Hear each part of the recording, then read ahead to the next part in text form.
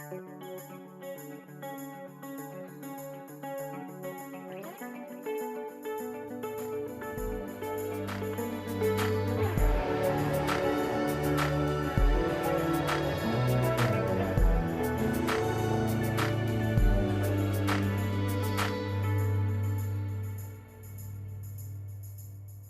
back to Out of the Blue, the podcast, where we share powerful stories of resilience, transformation, and those unexpected moments that change everything. I'm your host, Vernon West, along with my co host, Jackie West, our marketing manager, professional musician, and Reiki healer. Today's guest, Betsy Hammer, has faced life's challenges with courage, calm, and gratitude. She experienced an out of the blue moment that could have ended very differently. A fall from a stepladder in her home left her with a severe, life threatening injury. Alone and bleeding, she stayed remarkably composed and ultimately saved her own life. Her story is one of presence under pressure and resilience in the face of adversity. Beyond that moment, Betsy is a remarkable creative force. She's a professional actress, singer songwriter, vocal coach, music producer, and associate music supervisor. Classically trained with a Bachelor of Music from Ohio University and advanced studies at the Cleveland Institute of Music, Betsy has built an inspiring career in the entertainment industry. She's performed in film, on TV, on stage, in studio sessions, and in equity productions. She has guided voices as a vocal coach, directed shows, and collaborated with Adam Sandler's Happy Madison Productions as an associate music supervisor. Through it all, Betsy has remained grateful, positive, and passionate about sharing her gifts with the world. It is my honor to welcome the amazing Betsy Hammer to Out of the Blue, the podcast. Hi, Betsy, and welcome to Out of the Blue. Hi, Betsy. Hi, Yes. Hi, Jackie. Dad. Nice to meet you. Nice to meet you too. Thank you for this lovely introduction and this great opportunity to chat with you and with Jackie. Hi, I'm Betsy Hammer, and I'm so delighted to be asked to speak with you on Out of the Blue. My dear friend, very close friend, Wendy Liebman, who's done a show with Vernon. So she had, mentioned me, I guess, to Vernon, and then I got contacted by Vernon, and I'm so happy to be here today to meet you and your daughter. And you are so lucky, Jackie, to have a father with this beautiful outlook on life. I love it. I just love it. It sounds like my parents. Very positive, wonderful people, and I'm very grateful for them. Right now, they're dancing in heaven. That's how I envision them. I love that. Oh, I can see them on the dance floor. I can just imagine it. The Heavens Dance Floor. Well, that's probably a good title for a song. I'm going to write that down. Heaven's Dance Floor. Write it down. Yes, I'm writing it down because I'm also, I do a number of things, and then I'll tell you about my out of the blues in my life. Okay, so talking about my most recent out of the blue experience. Let me say this. I may jump around a little bit, but by the end, all the dots will connect. Okay. Love it. My whole life has been so blessed, and I'm so grateful for the amazing opportunities I've had in my life. I have, from the time I was a little girl, I've been performing. I was the lead in any number of shows all throughout my teenage years, and even in my youth as well. I think my first lead role was when I was 8 or something like that. But I was 3 years old. I was already by my preschool. My preschool teacher had me up singing in front of the class, and also showing my artwork, because those are two of my things awesome. that I love to do, and I have an affinity towards those things. So I went into my 20s, and I got married, and I married a lovely guy and good person, but we're just two different people. It didn't work out. He was a doctor. He was an anesthesiologist, and he put me to sleep, and I used to entertain him. And That's very funny. And this is a story. I mean, I really used to entertain him all the time because he was very clinical and a lovely person, but just I found out that we were on very divergent paths. But nonetheless, I got into a show that was co-produced on Broadway. Then I went to Nashville, and I got produced by producers there. And then I found another producer who's been a legendary producer, Brooks Arthur, who he produced 2 Grammy award-winning albums with Robin Williams. And he produced at 17 on Janice Ian, and he's Adam Sandler's producer. And he produced the Hanukkah song. I mean, he's just an amazing person. And he was my best friend for 27 years. And I moved to California, which is where I am right now. I'm here in Los Angeles. And the minute I came here, I moved here one day, and the next day I was at Adam Sandler's office.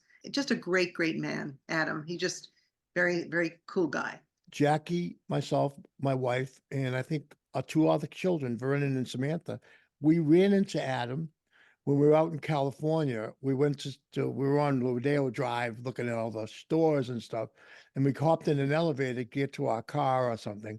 And who comes on the elevator was Adam and another gentleman.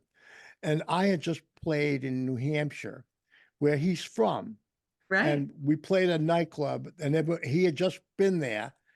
This place I played in New Hampshire was a couple of years. It was years before I ran into him. It wasn't like I just did it, but it was like at least 3 or 4 years, maybe more, when he had put out the music of his very blue songs.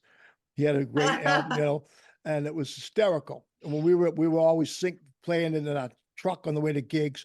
But anyway, we're playing this club, and they all said, "Oh, yeah, Adam Sandler played here." And we go, so I see Adam on an elevator. I go, "Hey, I actually played a place. I played a place I think you played it." And I said, "From New Hampshire." He goes, "Oh, really? That's amazing." He was really sweet. And my wife goes around and says, "Oh, Adam, people are making fun of our accents." And he said, "I think you have a wicked awesome accent." And that's our little story for Adam. That's Adam. That's so sweet. I love that. He was really nice. Yeah. I love that. That's great. So when you were telling the story, I was thinking about the fact that he's just that kind of a loyal guy. He just the people that he's always friendly with. I mean, if he runs into you again, you could say, "Hey, remember when I met you in the elevator? Yeah, how you doing? How's your accent?" You might remember that. He did say, he said he didn't have a family yet, as I recall. And he looked at me standing there with my 3 children, and he says, "I love your family." That's beautiful. Yeah. That's beautiful. It really touched me. It felt good.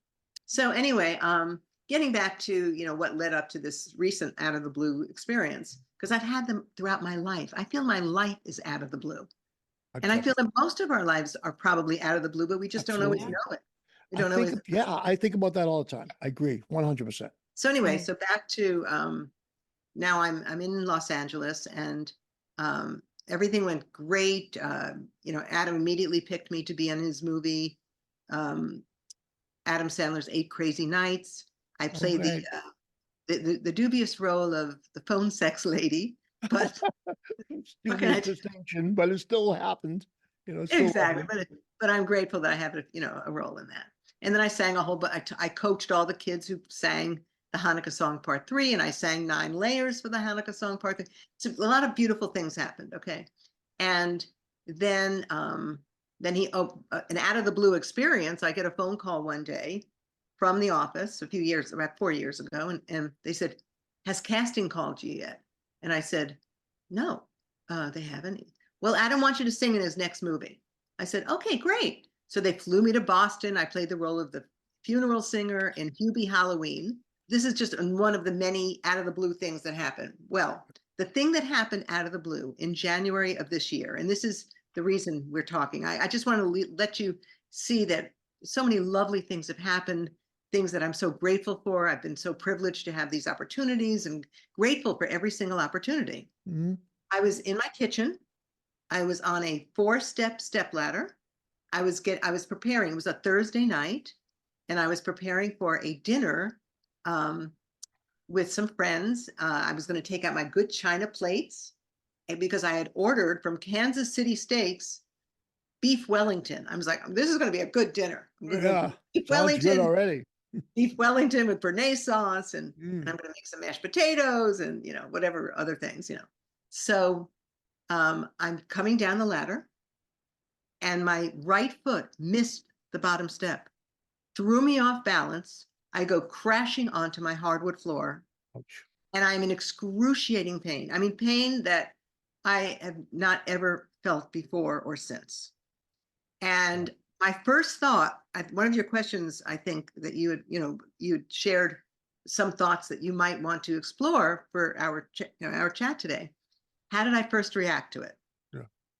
My first thought was, control the pain, control the pain. Maybe it's just a bruise. Maybe it's just a bruise. I'm thinking already positively. Maybe it's just a bruise, because if it's a bruise, I'll be able to get up in 3 minutes. And it'll hurt when I get up because it's going to be a bruise, but I'll be okay. Right.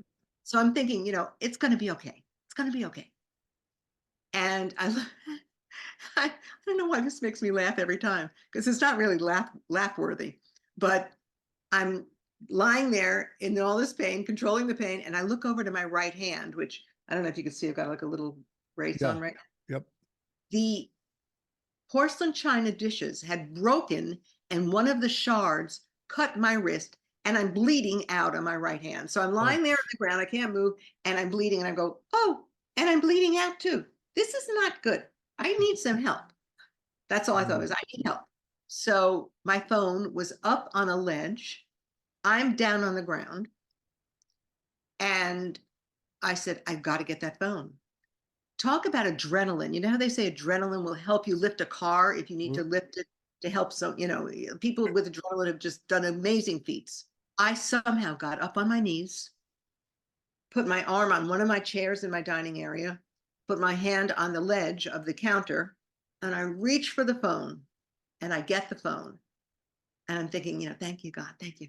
And so then I call my next door neighbor who had keys to my place, thinking, you can come in and can you help me? Well, what I had forgotten that I had done, which is something that a lot of women and even men do, there's a security plate that you could put on the inside of your apartment. That's a metal plate. So after you lock your deadbolt lock and your regular, doorknob, you flip over the plate so no one could barge in. So she tries to get in. She and her husband try to get in, and they're jiggling the keys, and they can't get in because the security plate is blocking it. So I go, well, please call the EMT and they can break down my door. Please have them break down my door. Right. And the whole time, I'm not screaming. I'm not crying. I'm just thinking, I just need help. And I'm in such pain, but I'm also in shock. They break down my door. And the other next door neighbor, who also has a set of my keys, because we're all very friendly here, she comes in, and she's a dog trainer, and my dog was on my couch, and I didn't want her to jump. She doesn't really jump down, but I did not want her down on the ground to injure her paw with a shard of glass. So I said, please put her in the crate.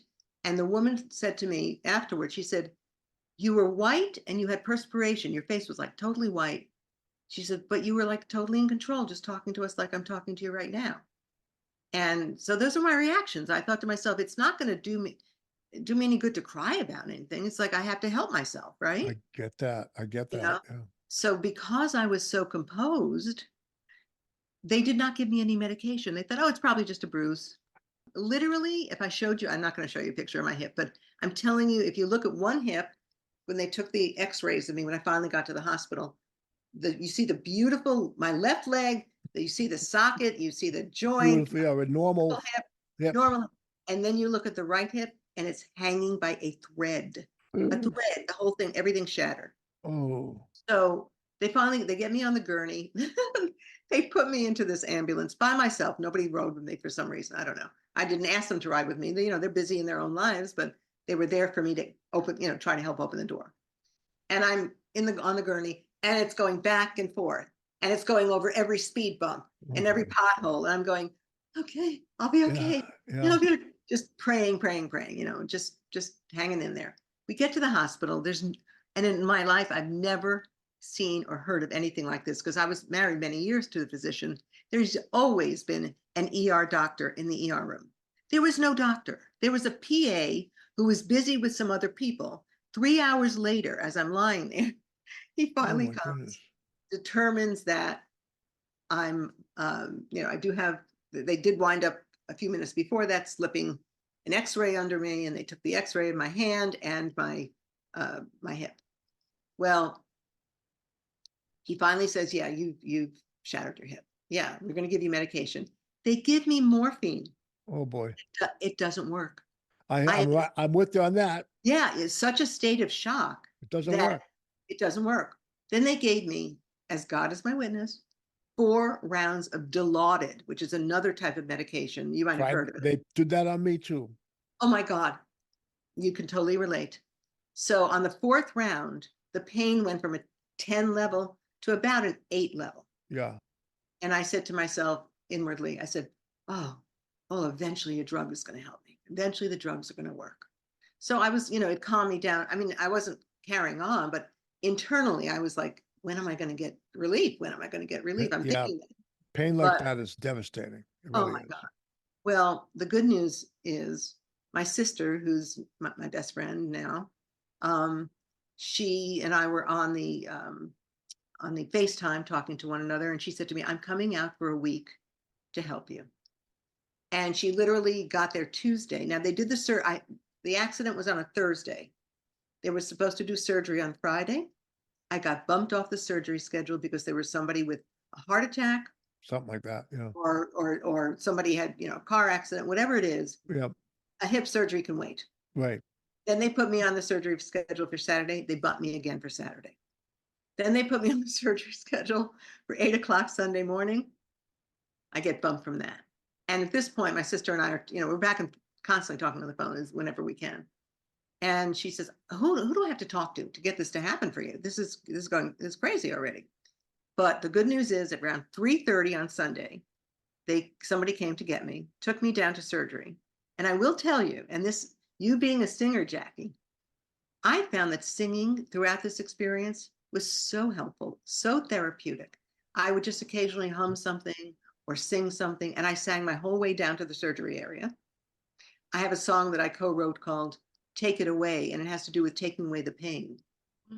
It's a song, it's a spiritual song. And just saying, God, you said you'd be with us in our trials and, and our traumas. Can you take away the pain? So I'm singing it on the way down and get down to the surgery area. And finally, probably around 5 o'clock-ish, I'm down there at 3:30, 5 o'clock-ish, they start to, get me into the surgery area. Well, I get back to into recovery that evening. Monday, the very next day, I now have a new titanium hip inside of me. Monday morning, there's a physical therapist standing right by my bed with a walker. And he said, you're going to walk 10 steps to the bathroom and 10 steps back. I went, okay. And I did it. And that afternoon, they had me walking up and down the hallway. The next morning, my sister was flying in. She was due 10 o'clock that morning. And 10 o'clock that morning, there's a different physical therapist telling me that we're going to walk again. And I said to him, can you please teach me how to walk up and down stairs? And he took me up 30 steps and 30 down. And it was a little scary, but I did it. And my sister gets there at noon. 2 o'clock, we're driving away from the hospital. So less than 48 hours after the surgery, my sister's already driving me home. I did not want to go to a rehab center. I wanted to acclimate to everything at home because I've been dealing with, pain in this wrist, but I'm thinking, sure, we're just going to recover. I'm just going to do everything they have me do. I'm going to do all the exercises. I'm going to stay positive because that's the only thing that can help me through this. I cannot afford to put negative thoughts into my brain. It's like, what good is that going to do? Yeah. It's not going to do any good. So I believe that we all have choices in our thought process. I mean, I think a lot of us can really work hard and just say, hey, I got to take control of this. Yeah. And my control, I love always being positive. So that's the way my life is. It's almost like I can, from hearing your story, it's almost like the thread of positivity, the muscle of positivity. You've been working on it your whole life. And that muscle came to your rescue. I think even fundamentally, like just speaking to that moment where your survival instinct kicked in, you are so connected to expressing through your voice, and that is like your body vibrating. So it's like a physical way to heal. And I think that, I think like thoughts turn into speech. And so it makes a lot of sense to me that it would be very important for you to start with your thoughts and angle them towards a productive approach to this difficult situation. Positive thoughts, positive speaking, and then singing is so primal, like Yes. rocking and humming, and yeah, it's just all healing. Yes, it set up a vibrational healing pattern throughout my whole body. Oh, Yeah. vibrations. I'm into the vibrations. Yeah. Okay, so I want to tell you about a couple of other out of the blue things, if I may, or Oh, please. That's what we're here Please. for. Let's hear some more. I have to tell you about when I was 6 years old, I had an amazing out of the blue experience. And when I was in my 20s, right before I got chosen to be one of the leads of a show that was co-produced on Broadway, I had another out of the blue experience. And I want to share the things that I learned from them. Because didn't you ask? Absolutely. What That's I what, learned? yeah, I would love to hear that. So odd that this happened, but I can still imagine it and envision it as if it had happened yesterday. When I was growing up in Hewlett, New York, which is on Long Island, in our little home, it's a lovely little home. It wasn't that little, but it was a nice home in Hewlett, New York. And my mom was a very organized, amazingly clean, fastidious lady. And she always had us seated. She had it's my mom and dad, and then 3 daughters. I'm the youngest of 3 girls. So my dad would sit on one end of the table, my mom would sit on the other, and my sister and I would sit on one side, and then our other sister would sit on the other side. Well, everybody was out except out of the house. My father was working. My sister Helene was busy doing whatever she was doing with some friends. Same thing with my sister Bobby. She was also gone doing whatever with friends as well. And my mom was in the kitchen, and she's cooking. And I decided that instead of sitting in my seat, I'm going to sit in daddy's chair. I got really bold, because you're supposed to sit. I was told, this is your seat. I'm very obedient. This is your seat. This is where Betsy sits, right? Right. Dad was my hero. Dad was such an incredibly positive person. In my entire life, I did not ever hear him say one nasty thing about another human being. Everybody was always, he's a nice guy. Oh, she's so nice. And my mother used to say, everybody's nice to you, Mel. You think everybody's nice, but he did. He manifested it. So I get into my daddy's chair and I'm kneeling. And all of a sudden, out of the blue, over my right shoulder, I see this, like you've seen, what are they called? Holograms? Holograms, right? Right. It looked like a ball. It was like an amber, kind of orangey amber colored, and it was almost see-through. And it was a ball over my right shoulder, and it started moving up at a diagonal. And my thought was, oh, that's where your soul goes when you die. I had a vision of what was a soul. The orb looked like a soul to me. Oh, wow. And it moved just up to the sky, like at an angle. And I can still see that because it was so vivid to me. And that was my only thought. Oh, that's where your soul goes when you die. Oh. And you're sitting in your dad's sitting in my chair. dad's chair.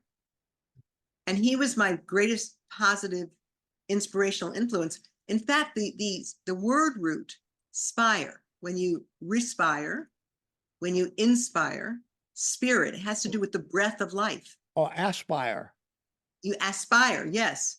And respire, like respiration, right? Right. It has to do with breath.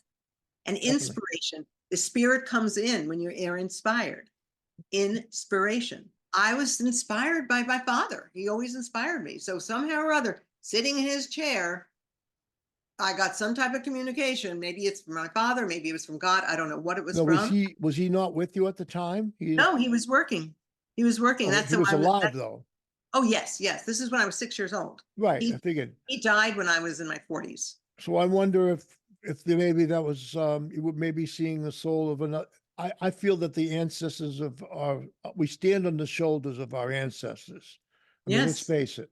If not for the sacrifices of the many people that came before us that had children and raised them, we wouldn't be here. Right. So that's the one thing I can say is validly stand on those shoulders. That's for real. Now, how our existence is so much more mysterious. It's out of the blue for sure. But yeah, but maybe you were seeing that someone, a soul that was watching over you. you know? Absolutely, absolutely. And you know, my mother said to me before she died many times, she said to me, when I'm gone, she goes, I'm going to be with you. I'm always going to be with you on your shoulder. I'm always going to watch you. I will not ever leave you. That's beautiful. Yeah. It's beautiful. It was beautiful that she said that for sure. So anyway, that was something that happened when I was 6. Then when I was in my 20s, and I'm married to my anesthesiologist ex-husband. As I say, lovely guy, totally different kind of person, but he used to watch me with my different headshots because I would do some performing Right, right. in the area that we were living in, and I would sing in studios, or I'd sing live, whatever it was. And all of a sudden I had a vision out of the blue. Out of the blue, I had this vision. I'm going to be on a magazine cover. And I'm like, what? What? I mean, I'm not doing anything right now that would warrant me being on a magazine cover. Why do I have this vision? So I said, all right, I'm just going to do this. So I took one of my headshots and I put it on the cover of Newsweek magazine and stuck it on our refrigerator. Right.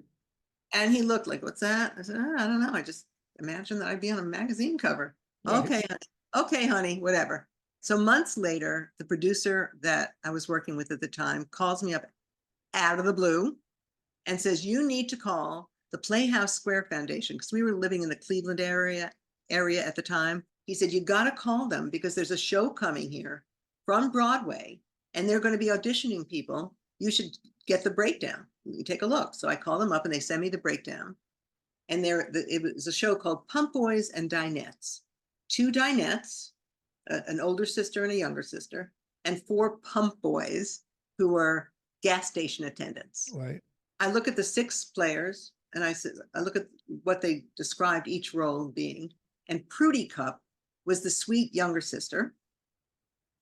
And I said, and then the Retta Cup was the one who was like, pardon my language, ballsier, Right, kind of gritty, We worked at a place called the Double Cup Diner.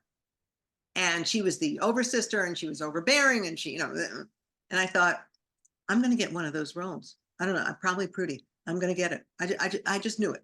I just had a feeling. Well, I found out later that 600 people tried to, or over however many. And I get lucky and they call me and they say, would you really take this role if we cast you? And I said, yes, I'd be honored. I'd be thrilled. They said, okay, we're going to send you to the callback in New York. So they sent me to the callback. I performed exactly what I did at the original audition. The girl who came in after me, I heard her through the wall as I was packing up my guitar. And I heard her, gutsy voice. And I said, and she looked like she could be my older sister. I said, she's going to get the older sister. I'll probably get the younger sister. And sure enough, I get on the bus to go back. And I just said, God, whatever you choose for me, whatever's supposed to happen, please help me be, graceful about it and gracious. And I get a phone call a few days later. Would you like the role of Prudy Cup? And they flew me back to New York and I rehearsed on Broadway for a month. And then I went and did the show. I got my Actors Equity card, did 8 shows a week. It was a wonderful, wonderful experience. Oh my goodness. Yeah. What a wonderful story about it too. And did that girl get the older sister? Yes, she did. Wow. Yes. And we're still in contact. She lives out here in Los Angeles, but she does a lot of traveling with different shows. She's really entrenched herself in the world of theater, while I've gotten into the world of film and music. Wow. Yeah. So I guess you could say in a way that when you learn about out of the blue things and you kind of ride them a little bit, they create a sort of trend in your life. Sometimes and then your intuition starts getting in tune with them. I felt that in myself a few times in my life when my intuition was really in tune and I would know something good is going to happen. I don't have to worry. It will happen. And it Good. would. And I remember that during that period of my life, cats would approach me and just rub on me all the time. They liked me a real lot. And then there was a period of my life, it wasn't always wonderful. Where I got a little headstrong, maybe a little crazy.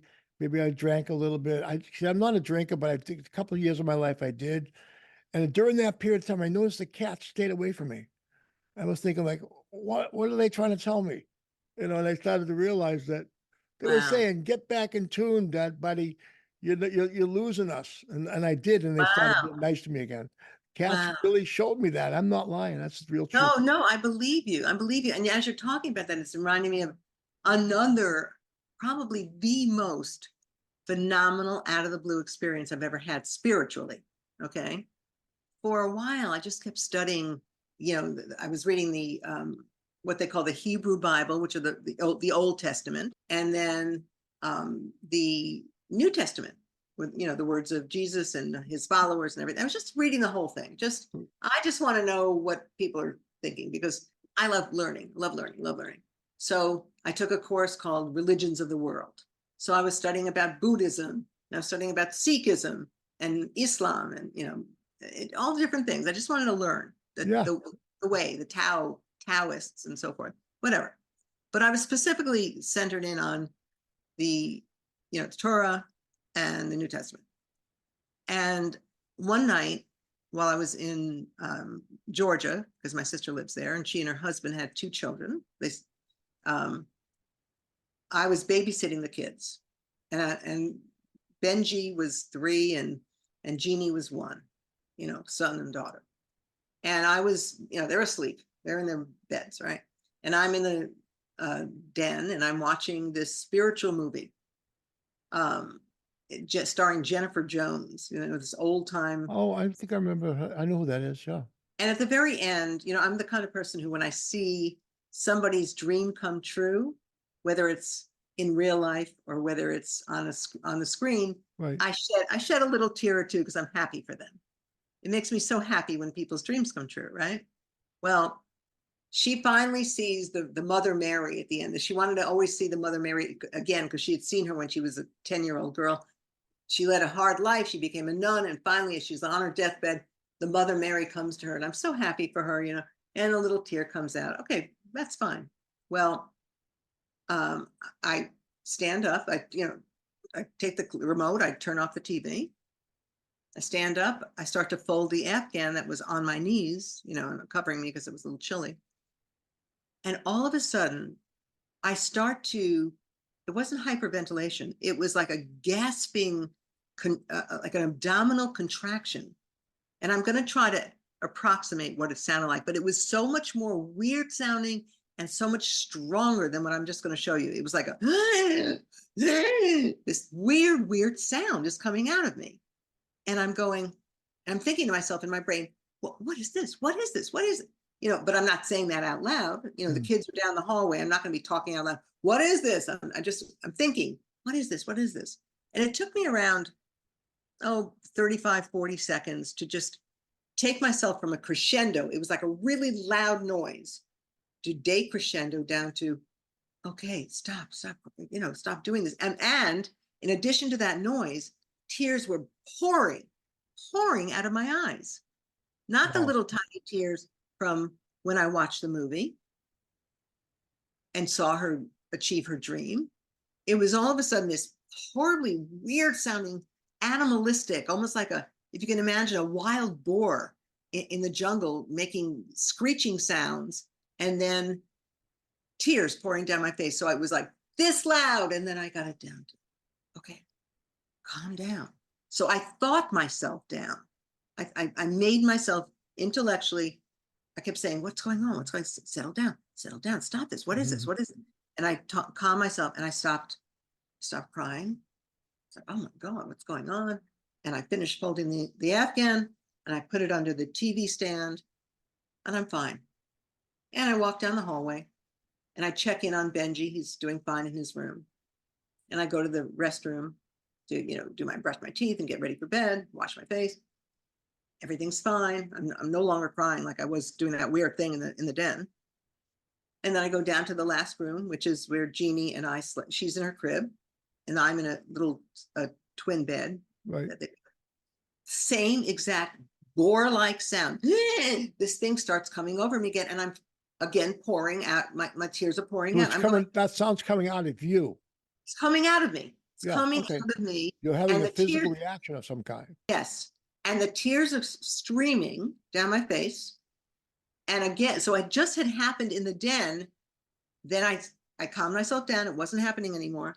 I lie on the bed. This is probably 10 minutes later. I'm on the bed and it's happening again. And at this point, I'm going, my God, I'm thinking in my brain, what is happening? This is happening again. What's going on? And then I thought to myself the following thought: maybe it's because I've been studying, and maybe this has something to do with God and spirit, or I don't know. I don't know what this is. And I said, God, I don't even know if you exist. I wish I could know you. And the minute I thought the thought, I wish I could know you, something whooshed through my body. The most peaceful experience I've ever experienced in my life. Wow. I was no longer, the contractions that were going, the rolling contractions, gone. I was no longer crying. I could feel the wetness on my face. And I wasn't crying anymore. And I was at total peace. And I said, oh my God, it was almost as if God, who's got billions of people across the planet and helps all these people in all their different times of need, took a molecule of God's fingertip and went, I'm going to do something for you that you couldn't do for yourself. I'm going to take that away from you. I'm going to take the contractions away. I'm going to take the crying away in a nanosecond, and I'm going to give you peace. And I said to myself, I know you exist. I won't ever ask you again. I know you exist. Thank you. Thank you. And I just was so thankful. That's all I could think. Thank you. Thank you. So that proved to me, in my mind's eye, that anyone, if this could happen to me, I'm not Moses. I'm not, I'm not on the Mount Sinai. Right. If God could show me this one little tiny miracle of lifting the contractions and stopping me and giving me total peace, he could come to anybody in any way, shape, or form. If somebody wants to know long enough, because I was asking all year long, oh, what's going on with God? What do I believe? What do I think? And I was asking for like for about a year. I was, thinking, I was reading the books. And so that was my out of the blue experience with God. It's like, oh my God. So I've not ever, and I also said to God at that same time, after I said, I know you exist, I said, please give me the strength to not ever deny you. Because if I were put up in front of a firing squad, please give me the strength to not deny you. Like I'll give my life for you. That's great. It's a great story. Very inspiring. I know that we don't have much time left, and I'm really interested in hearing more about how your outlook has changed after these out of the blue experiences, and like how people maybe around you feel too, like how you found community with all of this. Thank you. Because I was just about to I wanted to get into that with you. Thank you for bringing that up. First of all, there was a question that I think you suggested, maybe, how did it change my mindset and my view of life? The only changes are that I feel that I'm even more compassionate, more empathetic towards people who have pain. I mean, I've always been a compassionate person. I don't laugh at somebody or scoff it. I don't want to ever see anyone, any living being, whether it be an animal or a human being, in pain. I feel that I've become more compassionate and a better listener. And my jobs in life as a singer, as an actress, as an associate music supervisor for Happy Madison Productions, my job is listening to songs for his movies. And all I had to do was listen. I feel like I'm a better listener now as a result, because I just feel like it just slowed me down a little bit. It's like I can't move as fast right now. I'm still in recovery. Today is 4 months since my accident, and I'm not moving up to speed yet. I used to zip around, and now I'm walking, and I'm grateful that I'm walking, but it's definitely slowed me down, and I'm much more as patient as I've always been. I'm even more patient. That's one thing. My outlook, I am just ever grateful. I've always believed, one of my things that I have my students do are gratitude hums. So I'll teach you this very quickly, because you're a singer, Jackie. I'd love to. You love humming, because I heard you say something about humming. Okay. So, and you can do this after we can, finish, but think of a beautiful, positive thought that you're grateful for, something you're grateful for. Don't tell anybody what it is. Keep it to yourself. It's your own personal thought. And then for about 30 seconds to a minute, just hum as you're resonating within your brain, gratitude for that thing in your brain, and believe it or not, it sends out a vibrational pattern that will attract even more positivity into your life. Oh, that's great. That feels like something that I do something like that, but this is more that you're describing is more of a reframe. I think that when I go through it, when I have an uncomfortable memory, I hum and I soothe myself and it helps me. But this is taking that attribute and like associating it with emphasizing gratitude and joy. I love that a Exactly. lot. I really love that. Exactly. And that's something Yeah. everyone can do. You really don't have to be a professional singer or a singer. Absolutely. Anyone Absolutely. can do it. My current mindset, have I become more aware of other out of the blue experience? Yeah, I mean, the things that I shared with you, some of my out of the blue experiences, there are more. When I was just called out of the blue to be the part of Maria and the Sound of Music, that was great. Yeah. When I was singing on a baseball mound and somebody, a major producer produced me and came up to me in Nashville and then suddenly wanted to produce a whole album on me. That was incredibly out of the blue. Do you recall like your feelings before these out of the blue experiences happened? Like the ones that you're like, whoa, this Yeah. totally makes sense, but in some weird way. I call it, for me, my own blind faith.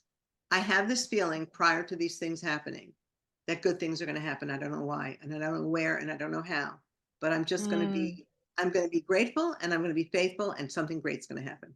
So what about you? What about you, Jackie, and your out of the blue experiences? Can you share something?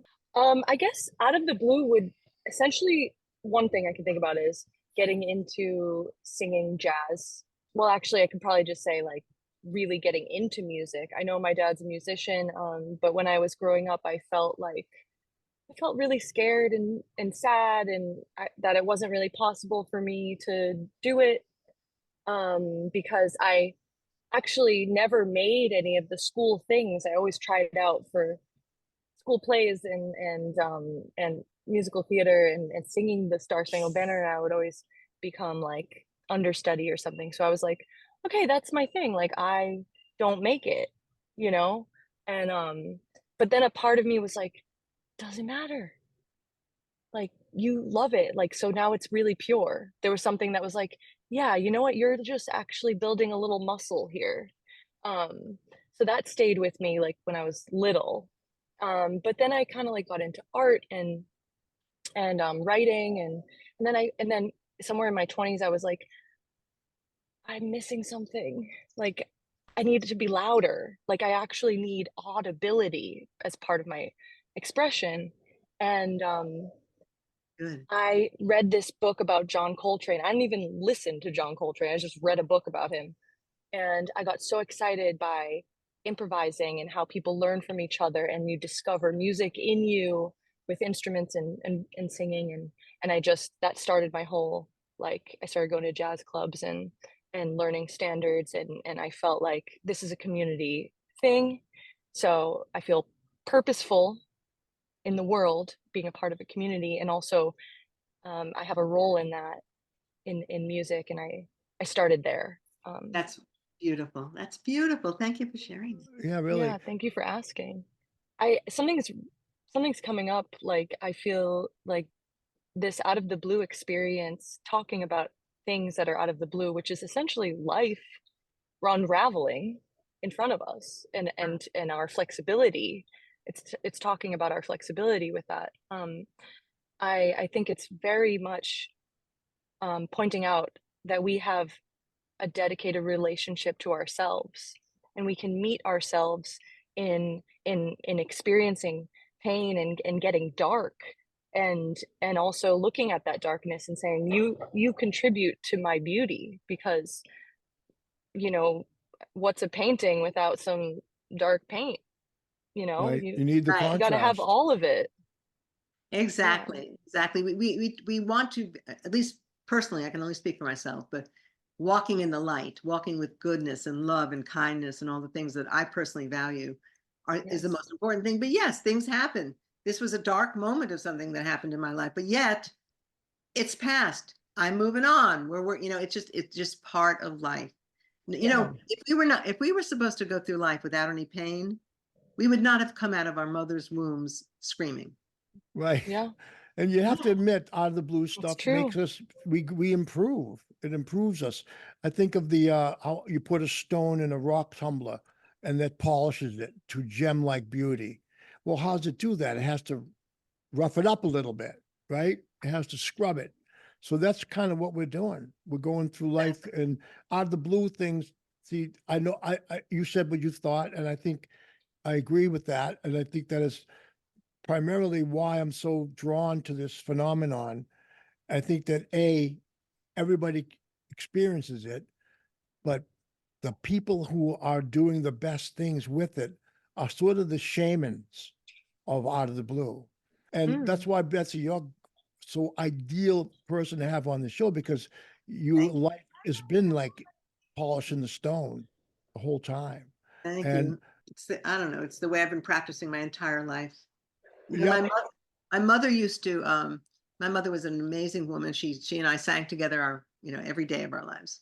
And she wasn't a professional singer, but thank God she sang, Mm. because I learned a lot from her that way. But occasionally she'd say, "Don't blah blah blah blah blah blah," or "No way," blah, blah, blah. And she'd say, she'd like kind of put this aspersion on something. And I would sit there as a writer, because I'm a songwriter, as you are too, right?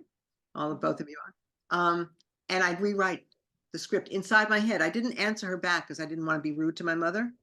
But I'd say to myself, the minute she goes, "Don't," I'd say, when I grow up, when I'm older, I'm going to say, "Would you please be kind enough to try not to do da da da da." I would be writing the script in my head to put it in a kind way. I was doing that my entire life. I've been practicing this methodology every single day of my life. I think I that's just, wonderful. Wow. I think that your today's show has been so inspirational. I think you are definitely um, preordained to help spread this message. We need to get more people paying attention to how we're really all going through the same thing in our lives. And if we treat it with the right positive attitude, we see past the darkness and we put the darkness in its place, and we know it's outside us. It's not, doesn't have to be inside. And just like emotions, the joy that we can experience, we have to choose to experience it. Joy is definitely not something you can experience if you don't want to. I mean, you can talk yourself into misery. People do.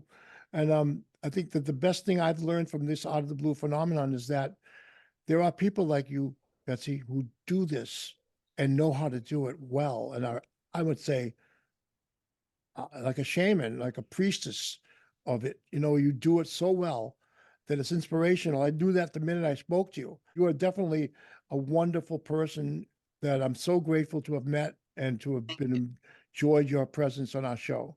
And thank I you, can't Vernon. thank. Thank you. Can I tell you one more thought before we go? On, Okay, on, on a Please. closing absolutely. on a closing note. A few years ago, I had a revelation. And I collect angels. I love angels because there are always, like, there are angels everywhere in our lives. We don't know when they're going to appear to help us and guide us. And I feel like my mother's, as I said, an angel on my shoulder. My father's an angel. Brooks, my longtime best friend, Brooks Arthur, the great legendary producer. These people are angels, these three in particular. And all of us, the revelation was, oh my God, when we are born with a very pure angelic soul within us. And we are either socialized by factions of society that teach us kindness and goodness and good character and being ethical and being straightforward and being honest, all these good things that we can be nourishing that angelic soul with.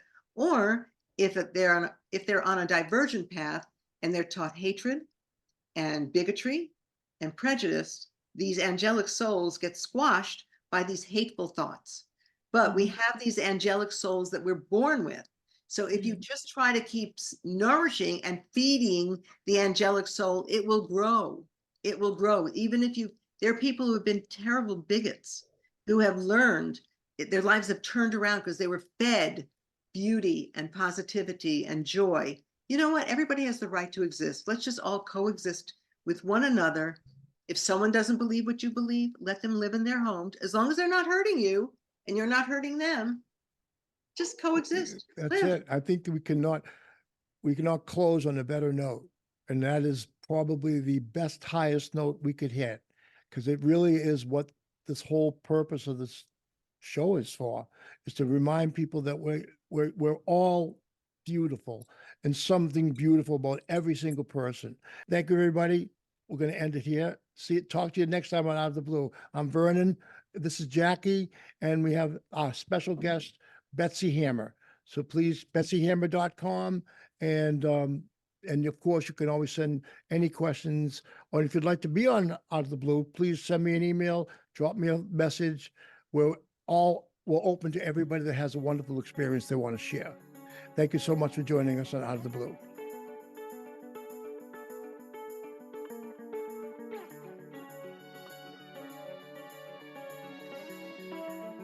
Out of the Blue, the podcast, hosted by me, Vernon West, co-hosted by Jacqueline West, edited by Joe Gallo, music and logo by Vernon West III.